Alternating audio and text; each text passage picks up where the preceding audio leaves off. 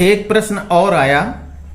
कई शिष्यों ने पूछा कि गुरुजी, कुंडली में सबसे खराब ग्रह आप किसे मानते हैं? तो यूं तो मैं बता चुका हूं ना कि ज्योतिष एक बहुत बड़ा रहस्य है, बहुत बड़ा समुद्र है, बहुत बड़ा विज्ञान है। और इसको बहुत योग गुरुओं के साथ आप पढ़ें और फिर 10-5 साल इस पे अध्ययन भी करें लोगों की कुंडली में, तभी आप समझ पाएंगे। और ज्योतिष को आप ये ना सोचें ये ग्रीक में, यूनान में, आपको जानकारी है प्लेटो भी बड़े ज्योतिषी थे। तो ये पूरी दुनिया में 70% लोग ज्योतिष को मानते हैं। और आप ये भी जान लें कि अमेरिका जैसे देश में लगभग 5000 ज्योतिषी हैं जो अपनी फीस लेते हैं और लोगों का प्रेडिक्शन करते हैं। 15वीं शताब्दी में फेलिफिलिस नाम का एक डॉक्टर हुआ पश्चिम में, वो लोगों की कुंडली भी देखता था तब इलाज करता था। बड़ा शोध हुआ है। खिचड़ी में पड़ जाते हैं हम, घालमेल में पड़ जाते हैं अनेक संस्कृतियों में।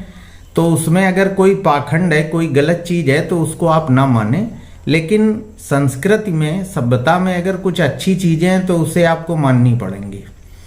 अब कोई व्यक्ति मस्ती में गा रहा है, परमात्मा को भजन सुना रहा है, वो पाखंड नहीं है। लेकिन अब वो उस मस्ती में उसने कोई एक अपना देवता बना लिए और लोगों से कुंडलों रबड़ी मिठाई चढ़वा रहा है, डिरवा रहा, भय दिखा रहा है, तो वो पाखंड है।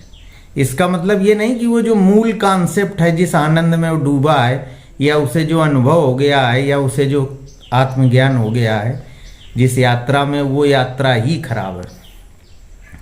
तो विषय से भटकिए नहीं।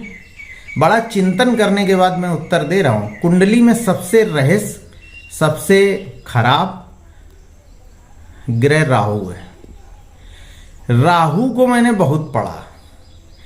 राहु समझ लो, जो सूर्य किसी के साथ बैठ जाता तो नहीं कहते हैं कि सूर्य ने अस्त कर दिया फला ग्रह को।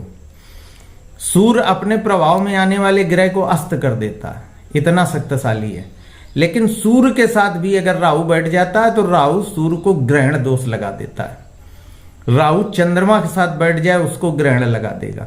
राहु जिस ग्रह के साथ बैठ जाता है उस ग्रह की पवित्रता को नष्ट कर देता है। ये इतना शक्तिशाली है, ये इतना छलिया है, ये इतना धोखेबाज है, ये इतना दुष्ट है। और ये धोखा देकर दुख देता है।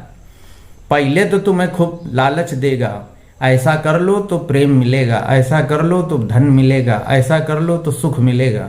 और बाद में ऐसा पटकता है कि आदमी को बड़ा अनुभव मिल जाता है।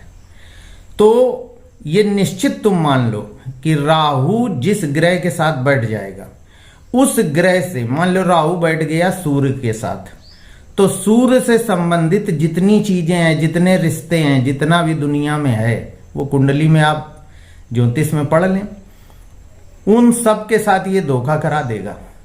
और उन सूर्य से संबंधित जितने भी रिश्ते होंगे उनसे तुम्हें सुख नहीं लेने देगा।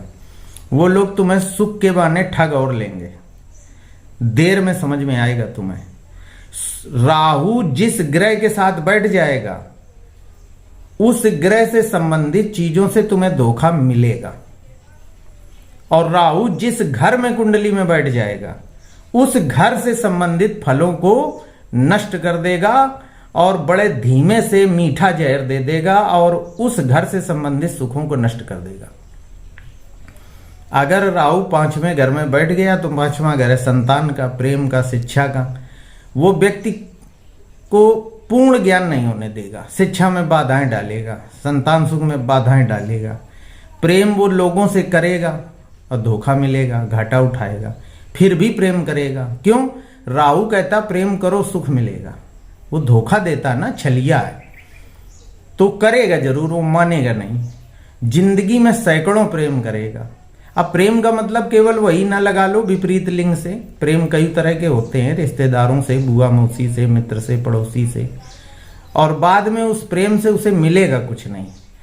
तो ऐसा व्यक्ति जीवन भर दुखी रहेगा। हम कहना ये चाहते हैं वो जिस घर में बैठेगा राहु, उस घर से संबंधित जो चीजें हैं उनको खराब कर ही देगा। और जिस ग्रह के साथ बैठेगा उस ग्रह की पवित्रता को नष्ट कर देगा। तो जो प्रश्न तुमने किया वो उसका उत्तर ये है कि मेरी नज़र में तो भाई सबसे खराब ग्रह राहु हो। पहले ये देखो कुंडली में राहु कहाँ है, किस घर में, किस ग्रह के साथ है। तो उन चीज़ों से अपने को बचाओ, होशियार हो जाओ, और नहीं वो सुख दिखाकर, गुण दिखाकर हंसिया मारेगा।